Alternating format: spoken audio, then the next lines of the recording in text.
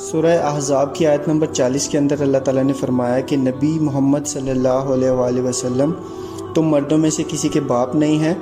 وہ اللہ کے رسول ہیں اور خاتم النبیین ہیں۔ اس آیت کے اندر میریکل کی یہ بات ہے کہ یہ صورت یعنی سورہ احزاب 5ویں ہجری کے اندر نازل ہوئی اور نبی صلی اللہ علیہ وآلہ وسلم کا وصال 11ویں ہجری کے اندر ہوا، یعنی اس صورت کے نازل ہونے کے بھی 6 سال بعد تک نبی صلی اللہ علیہ وآلہ وسلم زندہ تھے اور اپنی ازواج کے ساتھ تھے۔ اللہ تعالیٰ چاہتے تو ان کو اولاد دے سکتے تھے، ان کو بیٹا دے سکتے تھے، مگر اللہ تعالیٰ نے ان کو بیٹا نہیں دیا،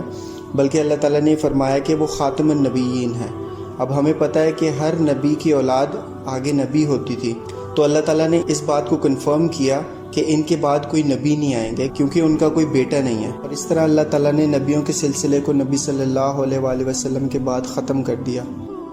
سورہ ہجر کی آیت نمبر 9 کے اندر اللہ تعالیٰ نے فرمایا کہ ہم نے یہ ذکر نازل کیا ہے اور ہم ہی اس کے محافظ ہیں۔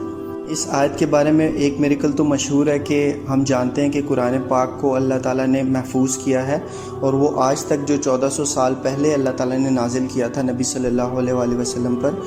وہ ویسے کا ویسا ہی ہے، اور اس کے اندر ایک بھی زبر زیر کی بھی رد و بدل نہیں ہوا۔ اس کے اندر جو سب سے خوبصورت بات ہے وہ یہ ہے کہ قرآن پاک کے جو میریکلز ہیں وہ بھی 1400 سال پہلے جیسے تھے ویسے ہی اب بھی ہیں۔ ایک ایگزامپل کے لیے، جب اللہ تعالیٰ نے سورہ انبیاء کے اندر یہ فرمایا کہ چاند اور سورج دونوں اپنے اپنے مدار میں تیر رہے ہیں، اب اس آیت کے نازل ہونے کے بعد بہت ساری تھیوریز آئیں، جیسے کہ کچھ لوگوں نے پہلے یہ کہا کہ سورج زمین کے ارد گرد گھوم رہا ہے اور زمین اپنی جگہ پر سٹل ہے، پھر لوگوں نے یہ کہا کہ سورج اپنی جگہ سٹل ہے اور زمین ارد گرد گھوم رہی ہے سورج کے۔